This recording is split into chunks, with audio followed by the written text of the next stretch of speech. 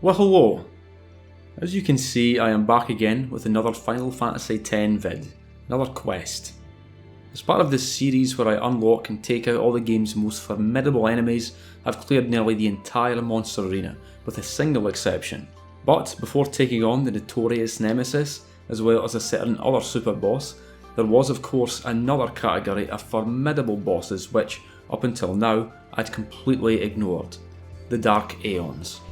The Dark Aeons are a class of boss which only appear after the party escape the Via Purifico in Bevelle. There are 8 Aeons in total in this game, and so that means 8 Dark Aeons to defeat, although technically the actual number of fights can be as high as 15, which I'll explain later. The idea is that Yuna and her guardians have been branded enemies of Yevon, and thus there are now rogue summoners situated at various key locations around Spira waiting for a chance to ambush your party. Really cool idea, and I'm really glad they included these into the game because apparently they didn't actually appear in the original Japanese version of FF10. It makes it even more clear that these were added in after initial development too, when you realise that all the dialogue used during the intro cutscenes before fighting any of the Dark Aeons are just made up of voice clips taken from other parts of the game. Infidel! Prepare to charge! As far as what these enemies actually are from a lower point of view, well, they're like regular Aeons, except darker. They've all been given palette swaps, which I think look really cool. It'd be sick if you unlocked the option to change the skins of your own Aeons after beating each or something, but you don't. Shame. But we're not here today to talk about how attractive the Dark Aeons are, no. We're here to fight them and beat them, all 8 of them. See, as challenging and as demanding as many Monster Arena creations certainly are, especially in terms of stat requirements, the Dark Aeons are on another level. And if having to grind for strength and magic defense irked me a bit, then that's nothing compared to the stat grinding required to beat some of the Dark Aeons. It goes without saying that celestial weapons are a must, and also sets of armour with abilities like Auto Haste, Auto Protect, Auto Phoenix, Ribbon or Stoneproof, or even defense plus 20%. Now when I was a young lad playing this game, I'd always use break HP limit on my armour to buff the HP of my 3 main fighters up to between 30 and 45k, but nowadays I realise that this simply isn't necessary, because there's not a single boss in the game which cannot be beaten with everyone's HP at just 9,999, which is nice, because grinding for HP spheres for hours on end can get a bit dull. My 3 chosen party members for the trials which await are Tidus, Auron and Riku, same as I'd used for the Monster Arena. Now obviously the optimal party setup would have been Auron switched out for Wakka, but 1. Although having Wakka in your party will certainly make fights easier due to his attack reels overdrive, he is absolutely not essential. And 2, the more important one, I simply don't want to play more Blitzball. And due to the fact that you have to play a lot of Blitzball to unlock all Wakka's reels and his Jupiter sigil, he's off the table for me. As far as stats go, they were looking pretty damn good from all the stat grinding I had to do to beat the Monster Arena creations, like the Ultima Buster and the Nestlog, and so I did not consider it necessary to do any preliminary grinding for this. I certainly had to grind later on, but not yet. And so I considered my party to be pretty much ready to go. They were all kitted out with excellent gear with great stats, so I decided it was time to get right into it with our first Dark Aeon, Valefor. Valefor can be fought by trying to walk back into Besaid Village. To be honest, the placement of him here is really shitty, because it means you can't access the temple's Cloister of Trials if you messed it up the first time. And it also blocks off access to one of the Jet Spheres for Auron's final overdrive. Valefor is of course the very first Aeon we see in the game, and the first one we can control, and so logically it is the weakest of all the Dark Aeons, and the only one with under 1,000,000 HP.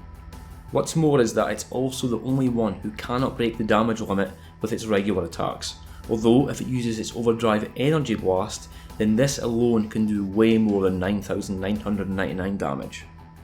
Another alarming fact about Valefor is that although Energy Ray is traditionally an overdrive attack when the player is controlling the Aeon, Dark valefor can actually just use it whenever it wants, although fortunately I never saw this attack at all.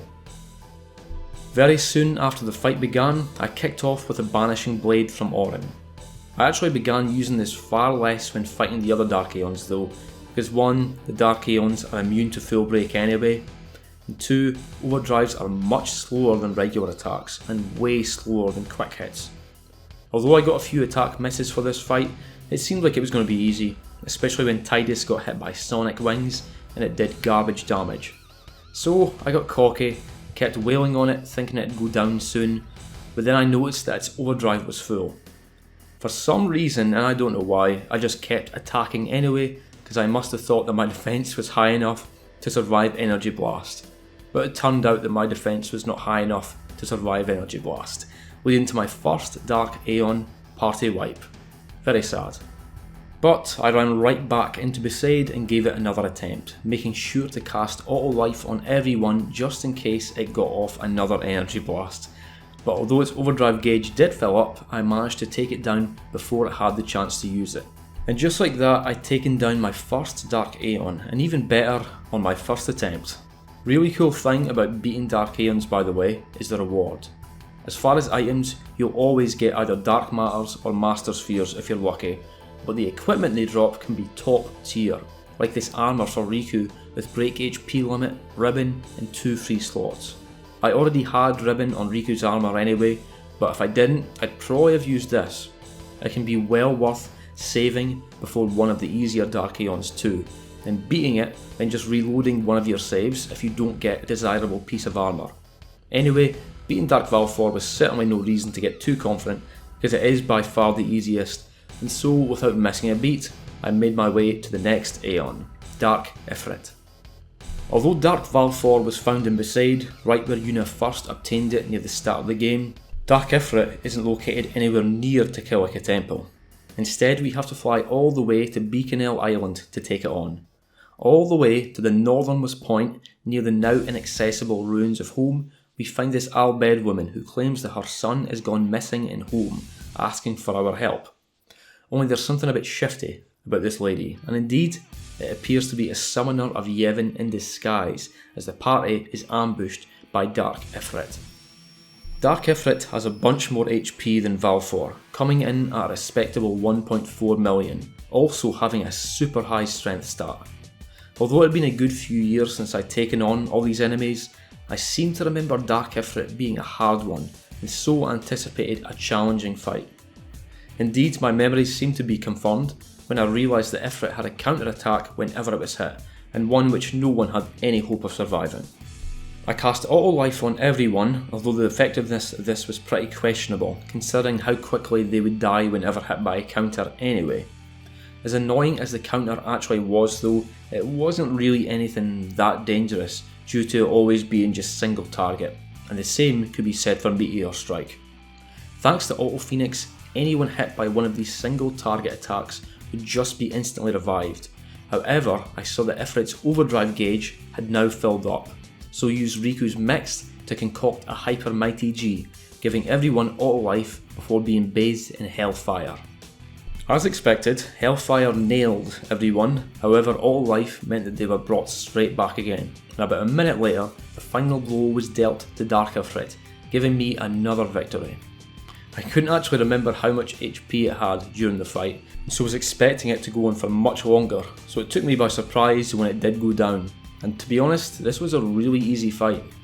Dark Ifrit didn't make use of any status ailments, most of its attacks were single target, its agility wasn't crazy high, and Hellfire was really easy to deal with by simply casting Auto Life. Another one down, but next on the list was Dark Ixion. Just as you might expect, Dark Ixion is to be found in the Thunder Plains, what with it being a lightning Aeon and all.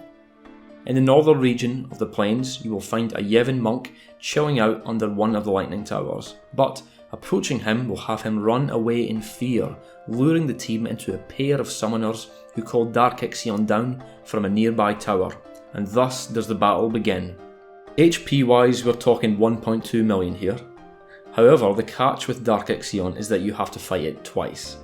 Although Ixion stats aren't crazy impressive for a Dark Aeon, it does have very high agility, and agility is a massively important stat in this game, effectively determining how many turns you or the enemy gets. Much like its hot cousin, Ifrit, Dark Ixion makes use of counterattacks whenever hit, and this, coupled with its very high agility, makes for a very dangerous combination. Furthermore, its counterattack causes sleep for some reason, but due to the fact that it kills whoever it hits, this isn't actually a big deal, and as always, Auto Phoenix pays off in dividends for this fight.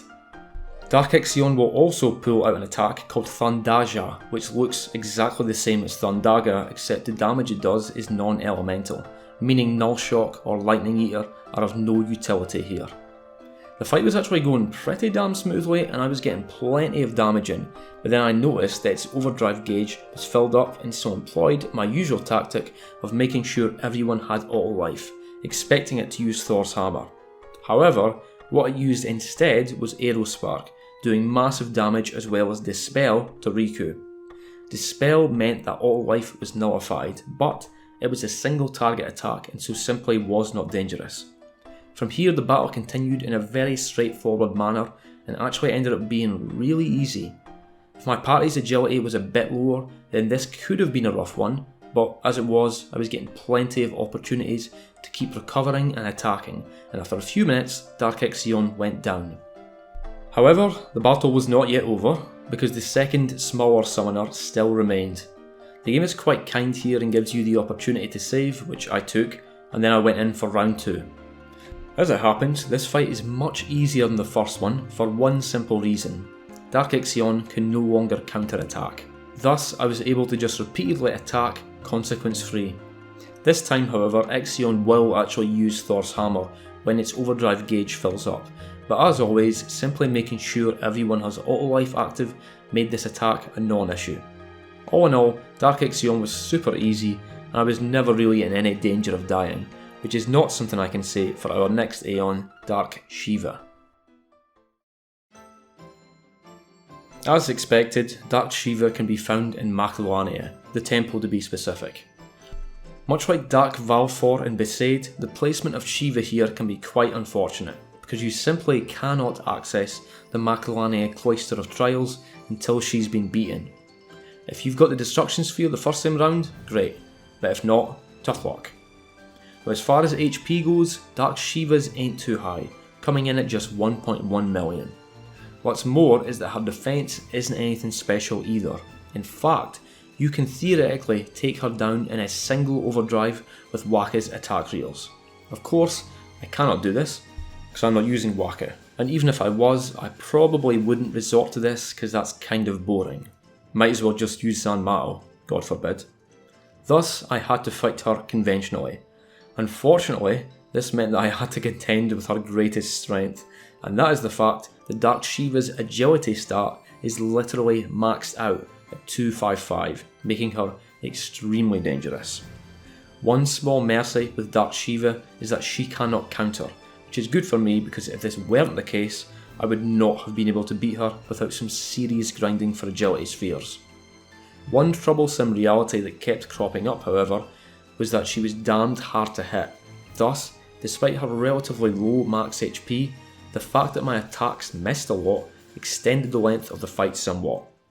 As for Dark Shiva's attacks, her regular attack is very fast, of course killing whoever it hits, whereas Heavenly Strike causes instant death, meaning that the only way to defend against it is to have armour equipped with Death Truth, which in my case would not have been worth it, because even if someone survived the instant death effect, they'd be killed by the damage anyway. A major issue for this fight was the turns lost due to someone being KO'd. When someone gets knocked out, their next turn is delayed by a lot, even if they're immediately revived with Auto Phoenix, and so it meant that I was sometimes left scrambling whenever one of my party got killed, which was every time they were hit. The biggest issue of all that I faced though was Diamond Dust, Dark Shiva's overdrive. Now it goes without saying that this attack destroyed everyone, dealing way in excess of their max HP, but hey, I have auto life, so not a problem, right? Wrong. See, because of the turn delay from someone dying, this meant that I was at a massive disadvantage whenever everyone got taken down taken down.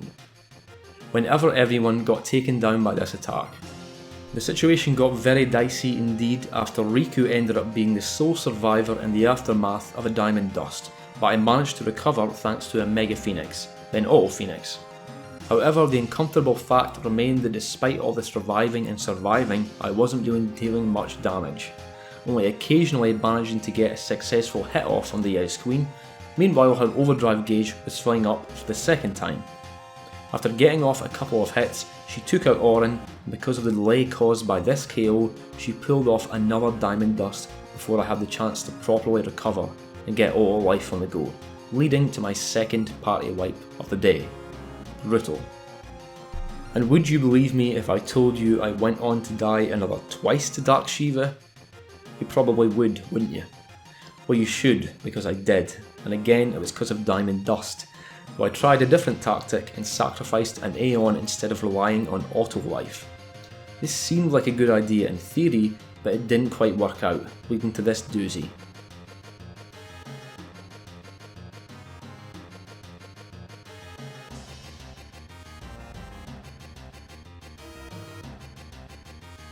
What the fuck was that? Nonsense. I tried again for a third time, but again got caught with my pants down and got slammed by diamond dust without having auto life. One thing that I hadn't been doing for this fight was using Riku's mix, simply because I didn't have her overdrive gauge filled out. So I did a couple of fights and took care of that before returning for round 4. Yes, I could have just gone to the monster arena and leveled up my agility a bunch, but I knew that wasn't really necessary and that this just called for a bit more perseverance. This time, to start off the battle, I used mixed, opting for an ultra null all. I could have went for a hyper mighty G, but the auto life would just have been removed anyway through Shiva's regular attacks, whereas ultra null all provided a great stat buff to my whole party, and in particular their accuracy and luck. Straight away I noticed a big difference in my hit rate, with all my attacks actually landing. When it came time to face a diamond dust, I pulled out Anima and fired off Oblivion for a solid 200k damage before Anima bit the dust. This time, however, when my party came back into the fray, there was no having to pick up the pieces and scramble to recover, because everyone was still in great shape, and as it turned out, Shiva was literally one hit away from death anyway, leading to my 4th Dark Aeon victory. It was pretty well just how much Ultra Null All helped in this fight, lowering the difficulty from very challenging to relatively easy. Now, half of the Dark Aeons had been beaten, and although Dark Shiva gave me some trouble, it really hadn't been all that tough. However, I was also well aware that the ones I'd taken down were the easy ones. The remaining 4 would require much tighter strategies and unfortunately much higher stats, and so off to the monster arena I went to prepare. See, although it's not really something you need to worry about as far as even the toughest monster arena creations go, the luck stat is nearly vital for taking on the harder Dark Aeons. It will affect your rate of critical hits and evasion, but even more importantly than that, it also increases your accuracy. The reason luck is so damn important for our 4 remaining Dark Aeons is that they all have high luck stats, meaning that we need some really decent luck to counter that. Otherwise, almost all our attacks will simply fucking miss. Here's the issue with trying to get more luck. To get luck spheres for the sphere grid, you're going to have to beat the greater sphere. A lot. Why does this suck? Well, it's because the greater sphere has 1.5 million HP, and because it will counter every attack with ultimate, drastically increasing the length of every fight and making it incredibly tedious to farm. But the pain doesn't just stop there, because to actually activate a luck node, you need fortune spheres, and to get those, you're going to need to fight the Earth Eater a hell of a lot. Why does this suck? Well, it's because it has 1.3 million HP and will counter every attack with Megaton Punch, which causes instant death, or Flare, which most of the time will cause death, greatly increasing the length of the fight and making it incredibly tedious to farm. Grinding for luck absolutely sucks in this game, and of all the challenges and quests I've done thus far in FF10, this was the least enjoyable. Luckily, it's not actually necessary to get your luck stat up to 255 or anything.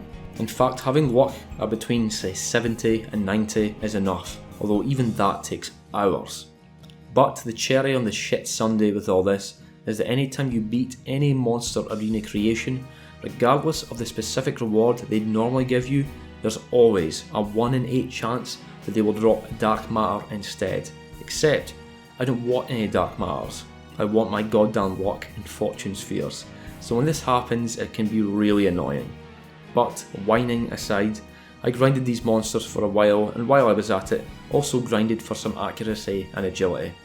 Here were my stats at the end of it, though you can see that my luck still left a lot to be desired. Nonetheless, I thought it might be time to have another try at a Dark Aeon. Now, although I did the first 4 Dark Aeons in order, I will not be doing that for the last 4, because Dark Bahamut is actually the hardest, so I wanted to save him for last. Instead, I thought I'd give Dark Anima a go to see how I performed.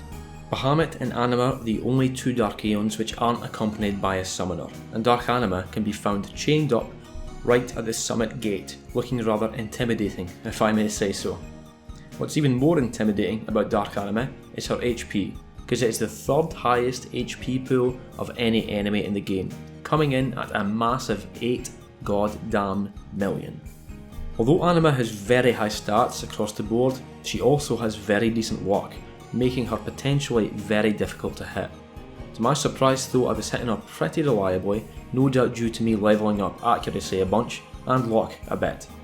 Any confidence gained due to this would be quickly and literally shattered however, because I hadn't remembered that Anima's regular attack causes Petrify and Shatter. See, although Riku had Ribbon and Auron had Stoneproof, Tidus had nothing to protect against status ailments, making him very vulnerable in that regard. Once Tidus was removed from the battle, it was all over, so Anima would have to wait for now. Before running off and changing my gear or stats just yet though, I wanted to try my hand at another Dark Aeon, and made my way to Mushroom Rock Road where the Magus sisters awaited. Before turning off into the main road, there's a pair of summoners hanging around, and getting too close to them will trigger a cutscene leading to the appearance of the Magus sisters. Now, this event is quite interesting, because although you can fight all 3 of them at once, this is the hard way to do it. Instead of that, you can run through the road to the left and trigger a chase, and as long as you keep your distance to them, you can escape them and thin them out, allowing you to then take them on one at a time. And so, at the end of the road, having flummoxed the sisters, I was able to face Dark Sandy on her own. I didn't quite know what to expect with this fight to be honest, but whatever I was expecting, it was worse. Because this boss was fucking impossible to hit due to her high evasion and luck. Couple this with a sizable HP pool of 2.5 million and my chances weren't looking too great. Furthermore, all 3 of the Magus sisters are insanely strong, and indeed Sandy's Razia attack did ridiculous damage to whoever it hit. There was also Mega Graviton to contend with, which did moderate damage to all members, but also a range of nasty status effects including Doom, which can't actually be cured, though thankfully Riku was protected against this due to Ribbon. However, the kick in the nuts which ended it all was when Sandy attacked Tidus. Foiled again. Yep, although status ailments weren't much of a factor with the first 4 Dark Aeons, they sure as hell are with the remaining ones, Petrify in particular, and so for now this fight was over. At this point the only solution was better preparation, and so the first thing to do was to get Tidus a brand spanking new piece of armour with some damn protection against Petrify. And so I travelled to Macalania Woods for an expensive new Tetra Shield and customised it with Stoneproof. Yes, Ribbon would have been better, but I didn't have a spare 99 Dark Mars, and so that option wasn't open for me. From here, I travelled to the arena to beat the Fafnir for some light curtains for auto haste, then bribed the Ghost for a bunch of Mega Phoenixes for auto Phoenix, then finally bribed the Meishe a few times for a multitude of Chocobo Wings for auto haste. Thus, Tidus has himself some shiny new armour which would finally protect him against the threat of petrification across the nation. While I was at the arena, I spent another long while doing some more grinding for luck, and as tedious as this certainly was, my luck stats were looking a good deal more competitive now, and on that note I took my arse back over to Mushroom Rock Road for another round with the Magus sisters. This time I was more confident, having solid protection against petrify as well as higher luck. Nothing could stand in my way. Except for the damned fact that I still couldn't fucking hit Sandy. Occasionally I would get an attack in, but almost everything was still missing. But one type of attack which was not missing was overdrives. Thus, before my third attempt, I changed everyone's overdrive mode to Comrade, meaning that due to Sandy's massive damage output, everyone's overdrive gauges would be filling up very quickly. From here, the general strategy was to use Tidus's Blitz Ace and occasionally Orin's Shooting Star, and whenever Riku got a full gauge, she could simply use Entrust to pass on her overdrive to Tidus or Orin. This strategy was slow and tedious, but it worked, and eventually Orin took down Sandy with a Shooting Star. Okay, one sister down, 2 to go. I just had to backtrack a bit further down the road before encountering the wee one, Mindy. And if I thought that Sandy was hard to hit, then I hadn't seen anything, because Mindy's evasion and luck were way fucking higher still. Thus, regrettably, I had to resort to the exact same tactic that I had just used, almost exclusively relying on overdrives, though the whole process was actually much slower here.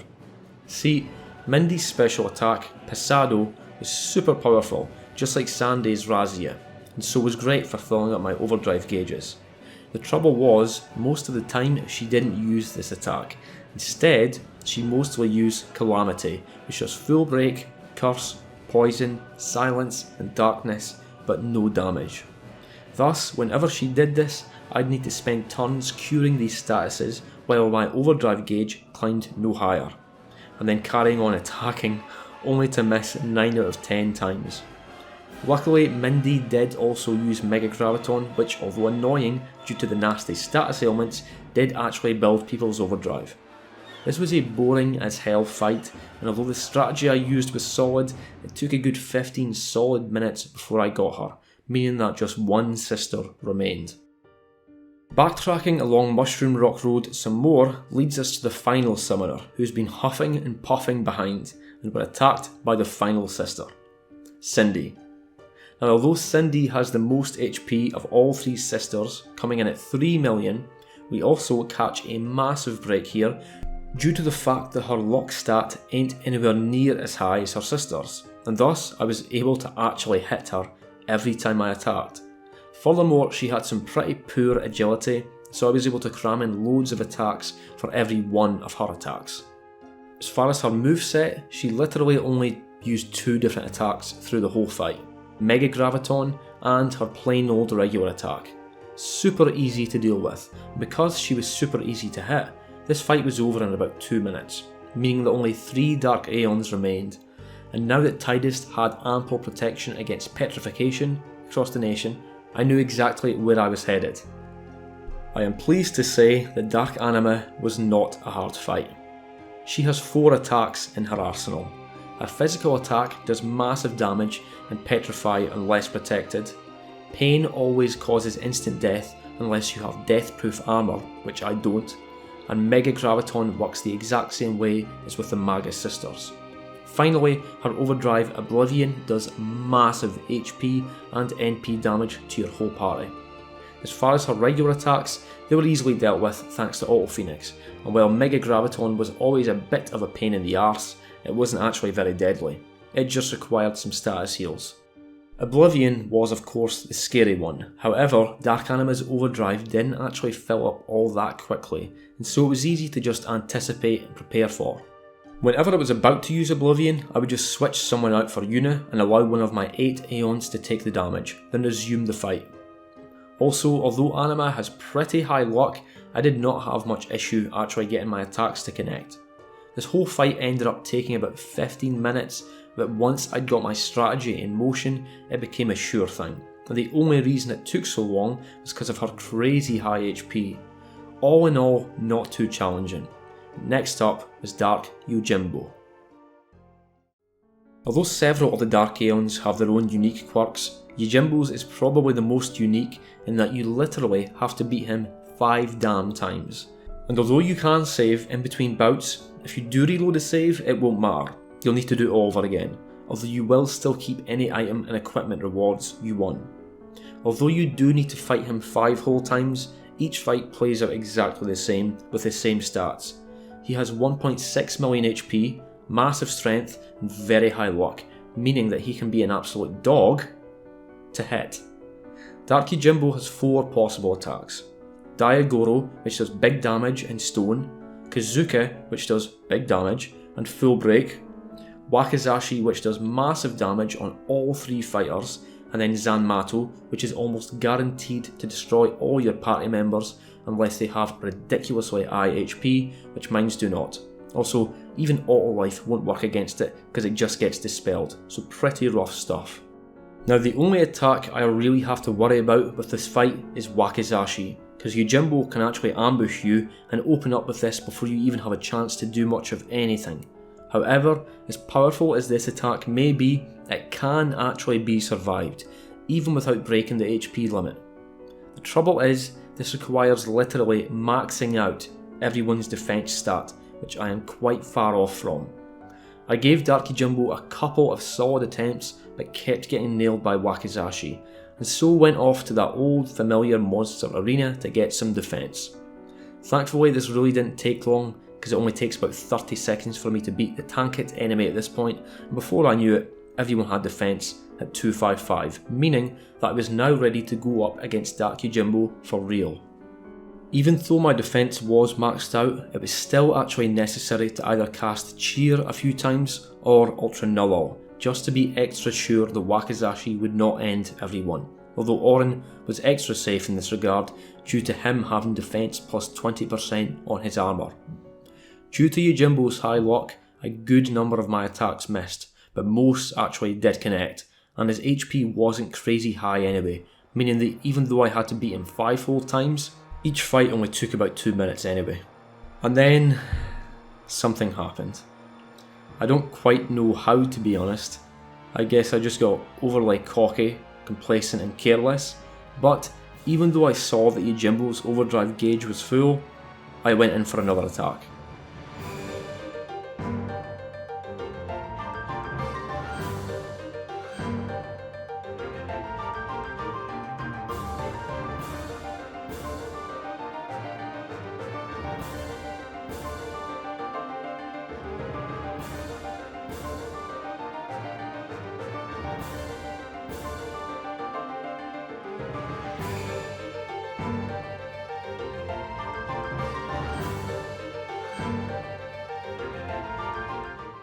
I felt like a massive dick when this happened and had to redo all 5 fights. As ridiculous as my death here was, it only really took about 7 minutes to make it back to the final fight, and I was a great deal more cautious this time, I'll tell you that for free. And so now that nearly all the Dark Aeons were beaten, that left just one more, the hardest one, Dark Bahamut.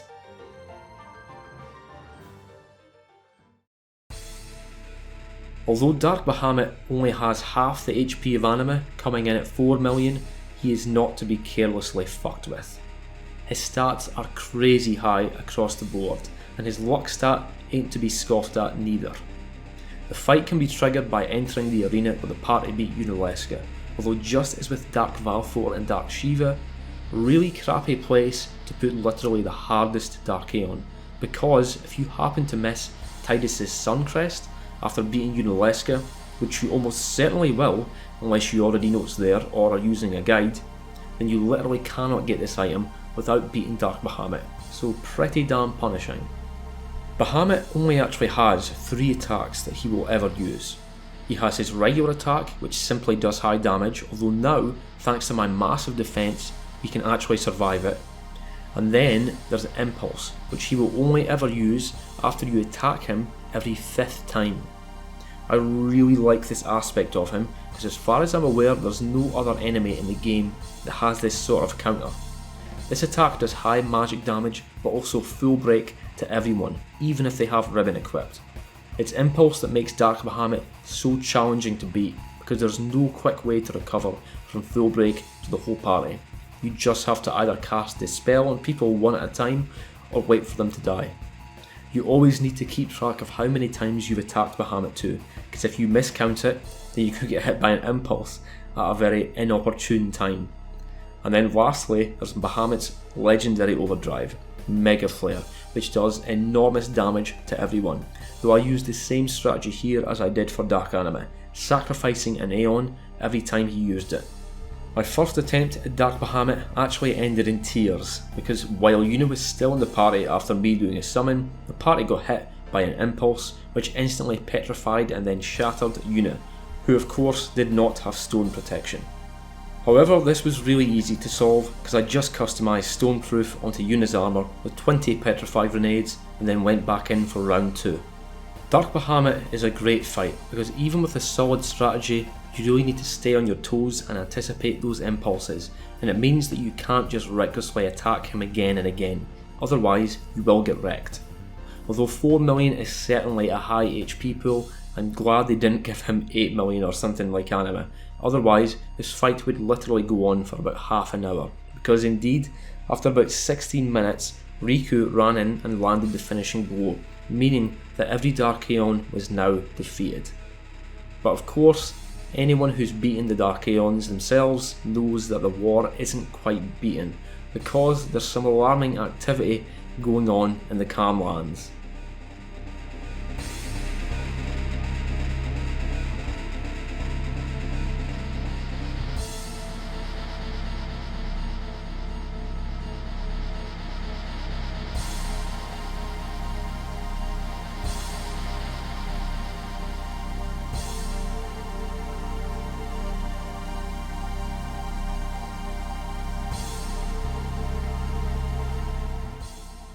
The Dark Aeons are an awesome set of bosses which really test your capacity for strategy and your willingness to spend a bunch of hours grinding up various stats at the monster arena. Now that they're beaten, however, that leaves us with just 2 more enemies, the 2 hardest super bosses in the game in fact, Penance and Nemesis. And so, for my next video, which will most likely be my last ever FF10 video, I'm going to be taking on these 2 massive enigmatic monsters and finally bring this grand quest to an end. But as always, cheers for watching and cheerio.